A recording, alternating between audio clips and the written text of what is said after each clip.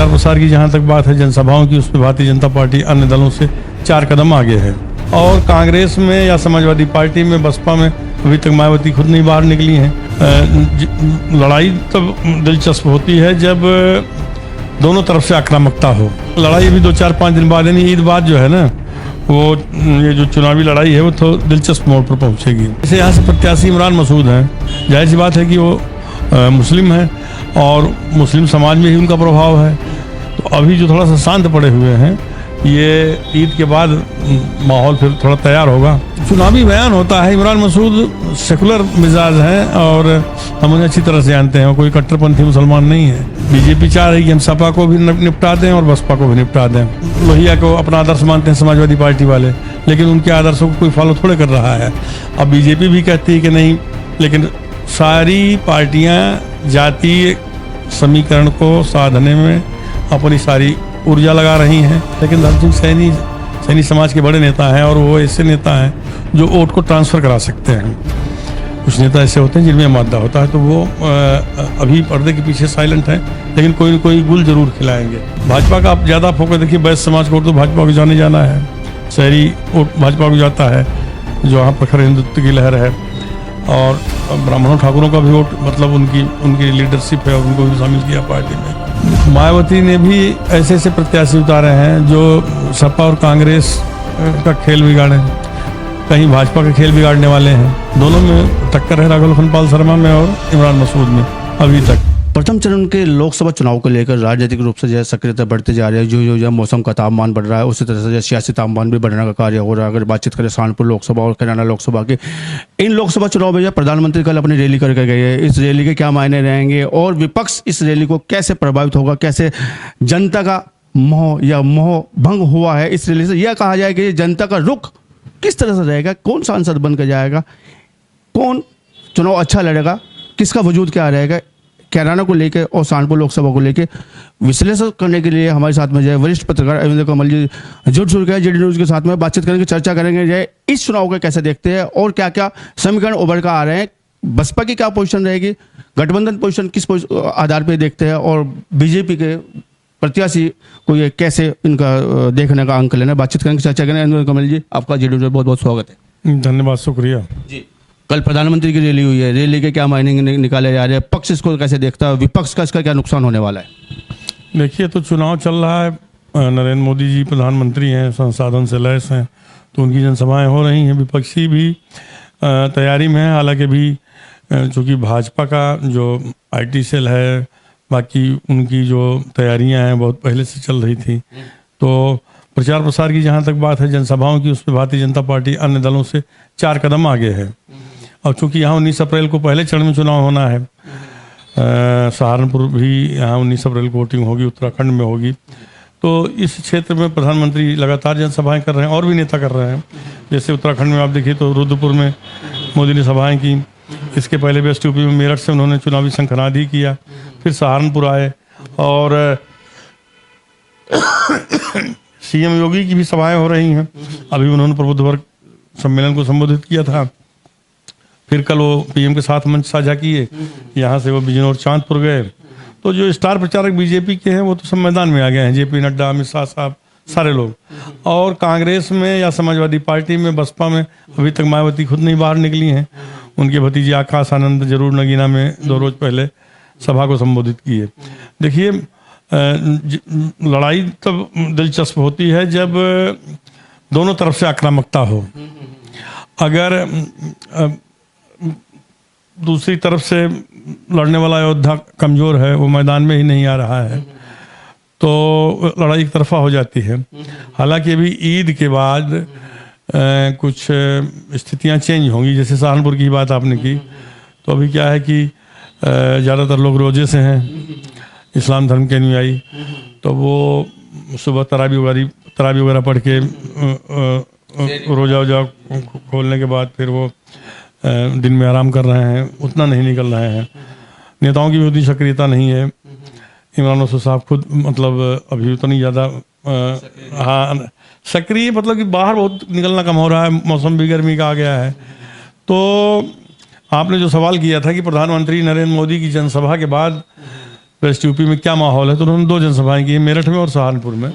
तो माहौल थोड़ा सा तारी हुआ है भाजपा के पक्ष में, और यहाँ पर भाजपा प्रत्याशी और वहाँ पर भाजपा प्रत्याशी प्रदीप चौधरी ये लोग भी लगे हुए हैं। वहाँ इकरा हसन जो है वो मुकाबिल हैं सपा कांग्रेस गठबंधन से, यहाँ इमरान मसूद साहब है।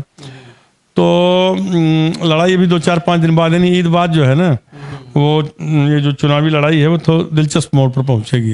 अंकल अरविंद कमल जी का ये है कि जो विपक्ष कमजोर है या ईद या रमजान विपक्ष पे हावी है, अगर मुस्लिम अनुयायी की बात करें? नहीं, ईद रमजान एक त्यौहार है, वो उसमें हावी होने कोई मतलब ये मैं कह रहा हूँ कि मेरे कहने का मतलब समझिए कि इसके बाद जो है, जैसे यहाँ से प्रत्याशी इमरान मसूद हैं, जाहिर सी बात है कि वो मुस्लिम हैं और मुस्लिम समाज में ही उनका प्रभाव है।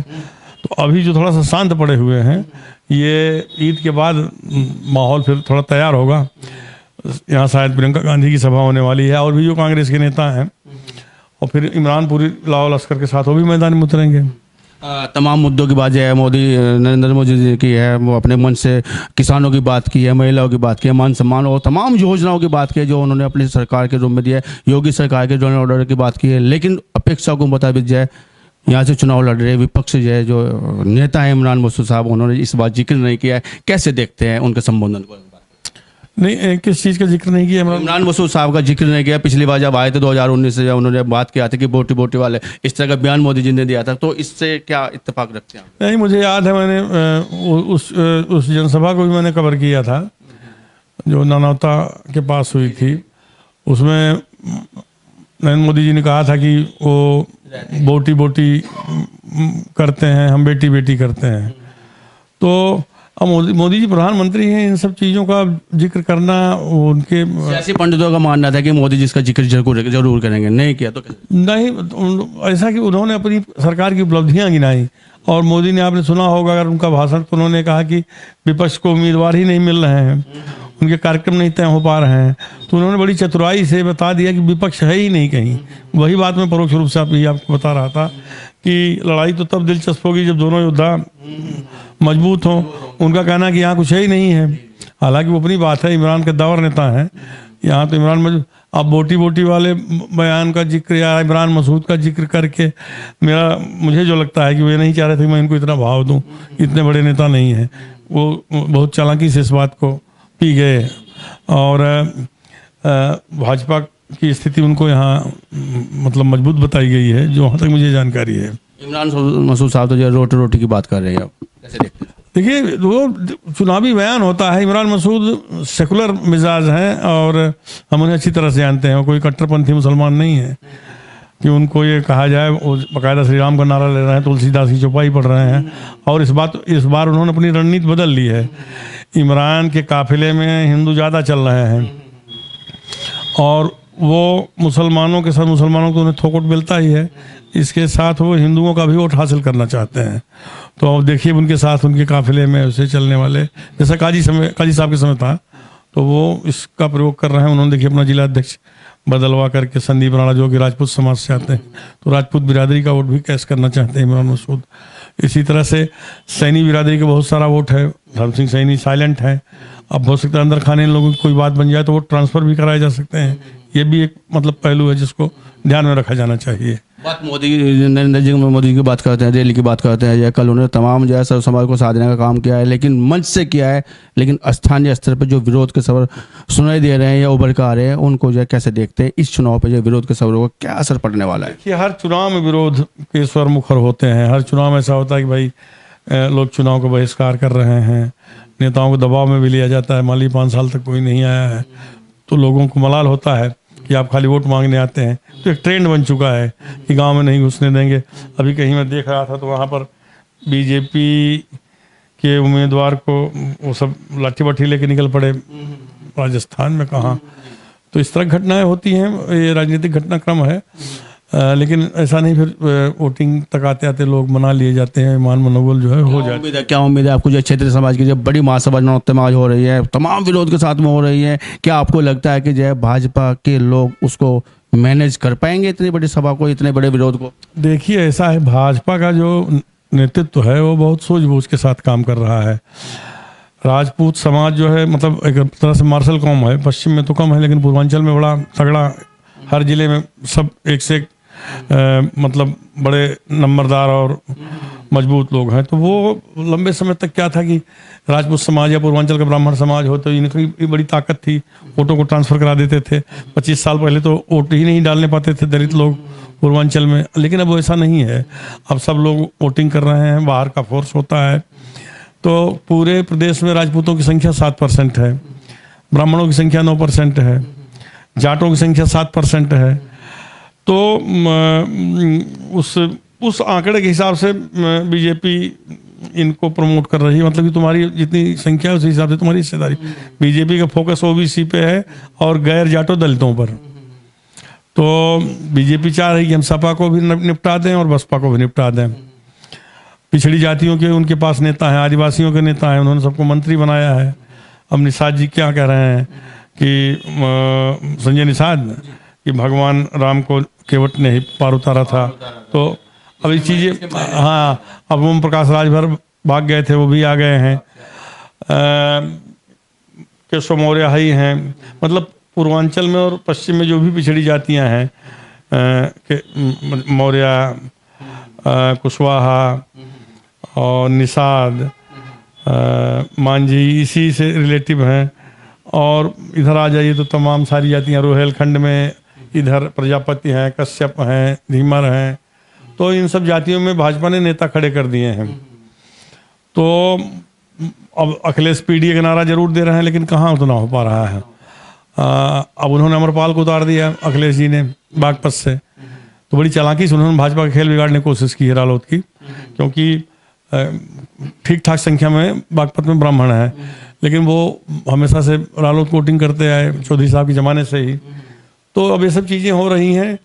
विकास, महंगाई, बेरोजगारी और तमाम चीज़ें चुनाव में मुद्दा नहीं बन रही हैं। हर आज़ादी के 3 दिन बाद भी सब जाति गुणागणित हो रहा है। राम मनोहर लोहिया वैश्य समाज से थे और कैम्ब्रिज से पढ़े थे। तो ये समाजवादी पार्टी वाले लोहिया को अपना आदर्श मानते हैं। सबसे ज़्यादा जातिवाद तो यहीं से शुरू हुआ, इन्हीं की पार्टी से। और लोहिया के आदर्श तो थे नहीं। लोहिया जी कहते थे कि जाति तोड़ो, समाज को मतलब संगठित करो और अपनी शक्ति का प्रदर्शन करिए, आगे बढ़िए, अपने हक की लड़ाई लड़िए, हुकूक की लड़ाई लड़िए। तो अब जो भी अपने को लोहिया को अपना आदर्श मानते हैं समाजवादी पार्टी वाले, लेकिन उनके आदर्शों को कोई फॉलो थोड़े कर रहा है। अब बीजेपी भी कहती है कि नहीं, लेकिन सारी पार्टियां जातीय समीकरण को साधने में अपनी सारी ऊर्जा लगा रही हैं। सिद्धांत की कोई राजनीति कहीं नहीं हो रही है। और इस समय बीजेपी की लहर है, तो भाई उनका भी झंडा बुलंद है। आप भी स्वीकार करें कि जाति की बात हो रही है। जाति की अगर हम बात करें जाए, कद्दावर नेता डॉक्टर धर्म सिंह सैनी की जब से बीजेपी से खतौली वाला घटना रही हो या समाजवादी छोड़ने की बात रही हो, उसका इस चुनाव पर क्या असर पड़ रहा है? अगर बात करी जाए सैनी समाज की, अगर हम बात करें लोकसभा चुनाव को कैसे देखते? सैनी समाज को बीजेपी ने, हालांकि सैनी समाज है बीजेपी का वोटर माना जाता है। देखिए, सैनी समाज बीजेपी का वोटर है, इसमें दो राय नहीं है।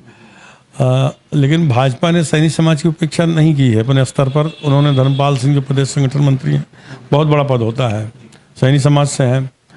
और जसवंत सैनी आपके ज़िले के हैं। आप देखिए, पार्टी के वो बड़े पुराने झंडा बरदार थे। तो कोई चुनाव नहीं लड़े थे, उन्होंने कोई चुनाव जीते ज़िंदगी में, लेकिन उनको एमएलसी बनाया, फिर उनको संसदीय कार्य राज्य मंत्री बनाया है।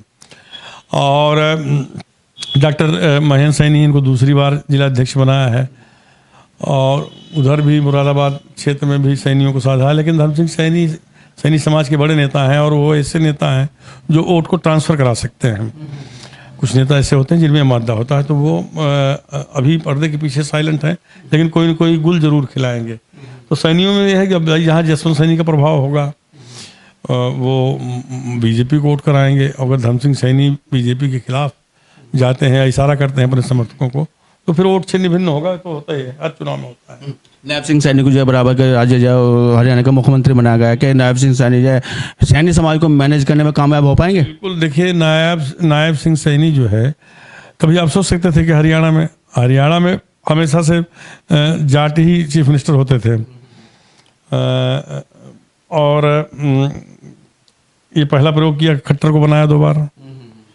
अब सैनी समाज से नायब सिंह सैनी को बना दिया, तो उसका पश्चिमी उत्तर प्रदेश में काफ़ी असर पड़ रहा है। और नायब सिंह सैनी शायद भाजपा के स्टार प्रचारकों में भी हैं।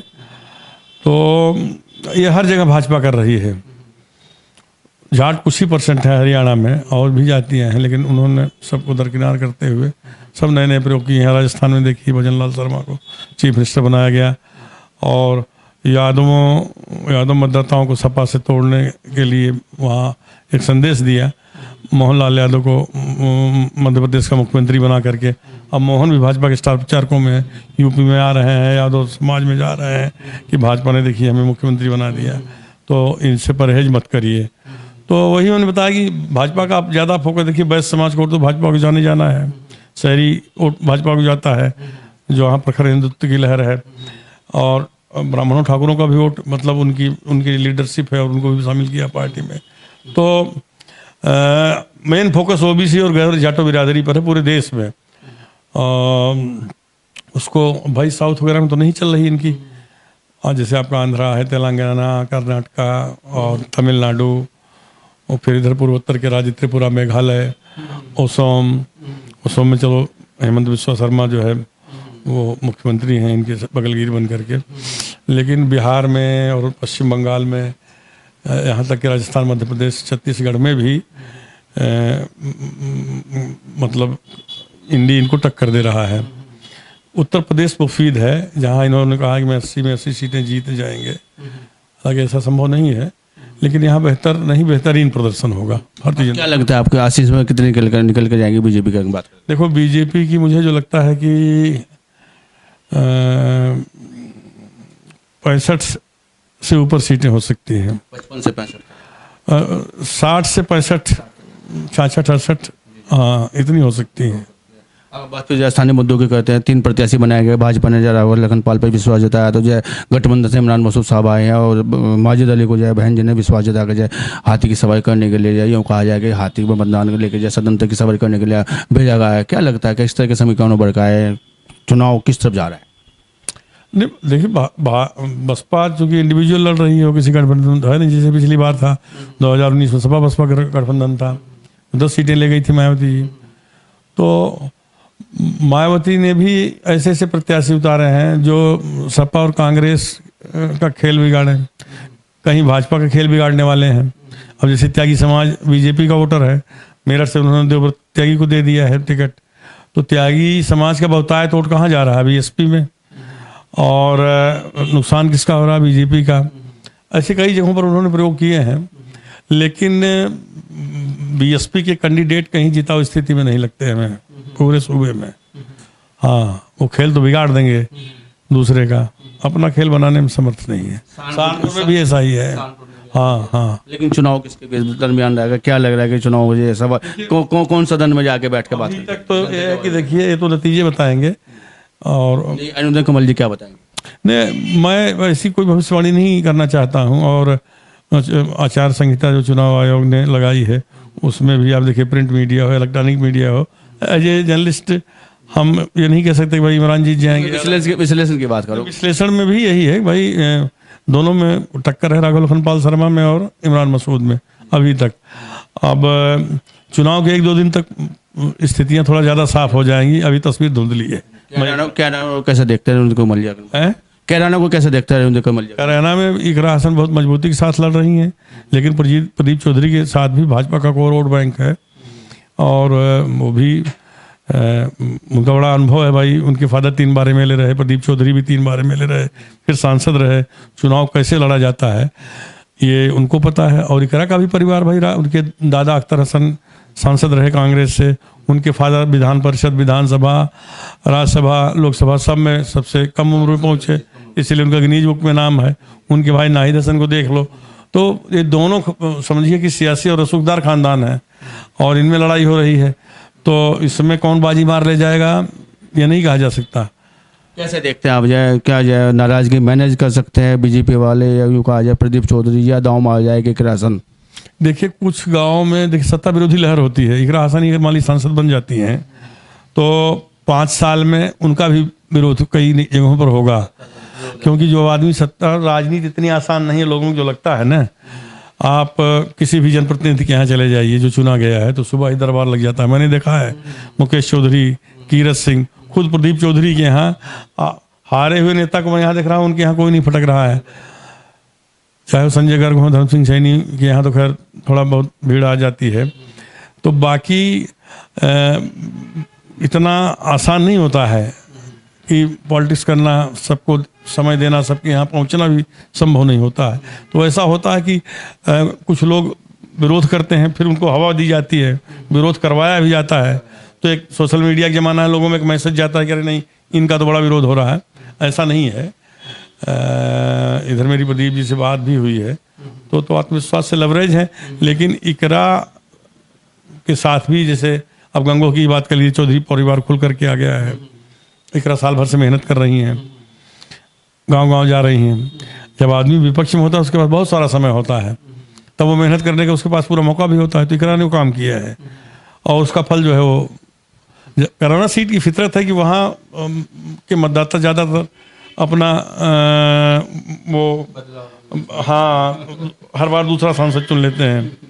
जैसे प्रदीप जी के पहले कौन था, तो मौसम साहिबा जब वो और उसके पहले, फिर उसके पहले आप देखते आइए, हाँ हुकुम सिंह थे 2014 में, पलायन का मुद्दा उन्होंने ही गर्म किया था। तो ये चीज़ें हैं। भाई कांग्रेस से अख्तर हसन साहब शायद 84 में इंदिरा जी की हत्या के बाद जीते थे। फिर उसके बाद जब ये जनता दल का हवा बनी वीपी सिंह के समय में, तो उस समय वहाँ उस दल ने विजय प्राप्त की, प्रत्याशी ने। ऐसे होता रहा है। और इन दोनों सीटों पर जो है टक्कर जो है भाजपा और इंडी में ही लग रहा है, कैराना में और यहाँ पर भी। तमाम समीकरण में बातचीत करते हुए, मोदी की रैली भी हो चुकी है, तमाम समीकरण में बातचीत करते हुए वरिष्ठ पत्रकार जो अरविंद कुमार जी हमारे साथ में थे, अभी भी पिक्चर को धुंधली बता रहे हैं। तमाम मुद्दों पर बातचीत करने के लिए, बेबाक में बातचीत करने के, समीकरण में बातचीत करने के लिए आपके जीडी न्यूज़ को ओर से बहुत बहुत धन्यवाद, बहुत बहुत शुक्रिया। धन्यवाद, शुक्रिया, बहुत बहुत शुक्रिया। जीडी न्यूज़ की सभी वीडियोस देखने के लिए यूट्यूब पर सब्सक्राइब कीजिए जीडी न्यूज़ चैनल को, और फेसबुक पर वीडियोस देखने के लिए जीडी न्यूज़ चैनल को लाइक और फॉलो करें। धन्यवाद।